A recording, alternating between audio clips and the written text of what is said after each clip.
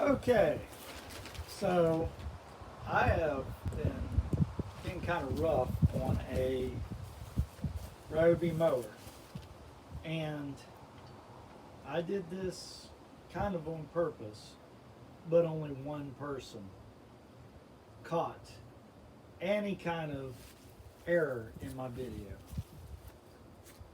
or at least only one person commented about it. Melanie Villano. Hope I got that right. I'm terrible with words and names. So, so just forgive me if I got that wrong. So Melanie said, "Love the video, but you put the bag on wrong. The frame's there to keep it from dragging on the ground." Yes, it is, and yes, I put it on wrong.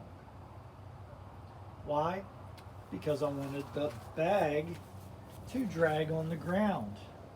I wanted to find out how tough it was. So, thank you, Melanie, for catching that. I wasn't sure if anybody would even comment. It was kind of nice to have a comment, especially calling me out. And as you can see, even wrong, and it did drag. So let's show that.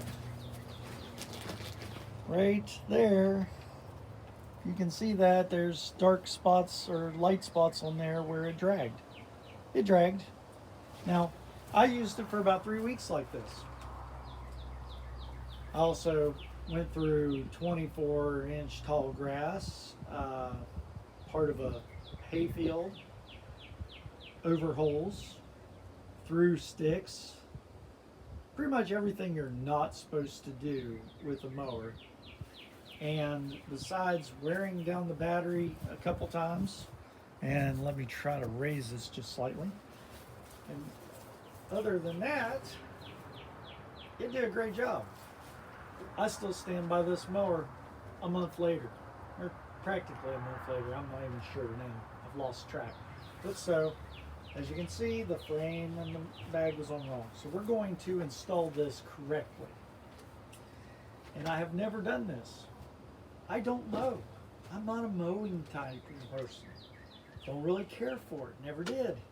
Keep telling people that. Nobody's listening. So, what I'm doing is going to install it correctly now. So when you got it in your pouch, you got this nice frame. It's different than the original version. There's another video. I was curious. I looked to see if there was another video out there that showed setup, and there was one that showed setup. This frame's totally different in that setup. But anyhow, as Melanie said, and everybody should know, the bag goes over the frame, and the long side should be with the logo.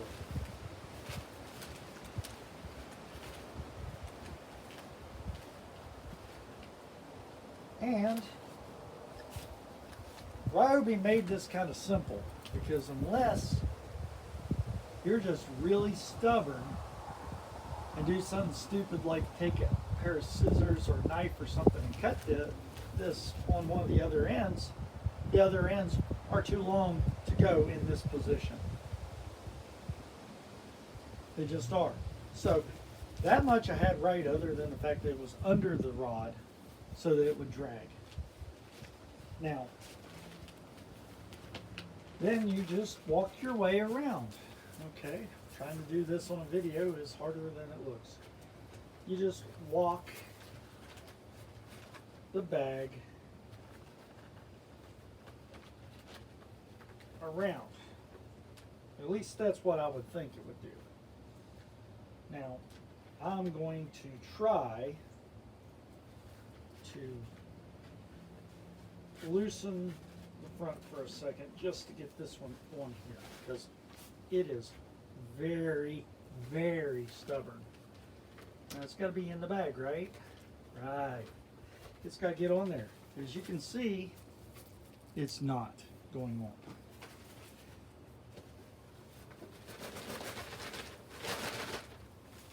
and the rod was moved. It had gotten away from the top. So now, voila, there's your trouble solution. Make sure the rod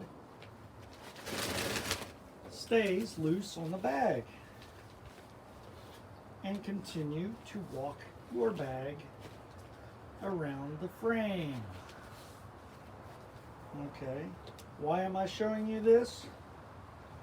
Because people get frustrated and pictures don't always do it for you. In fact, I don't look at the directions on most things because the pictures really don't do the project justice anymore. And lo and behold, putting actual verbal directions in that are clear and concise really aren't a thing either anymore. Most companies just assume you'll watch a YouTube video, I'm guessing. So, on the last piece, and I fought with it a little bit, but not a lot. And now, it's in there. The bottom of the bag is supported up by the taper of the shape of the inside of the bag and held up by the support frame. Thank you, Melanie, for your comment, and I hope everybody enjoyed this video on the proper way to install the Ryobi bag on your 20-inch cordless mower.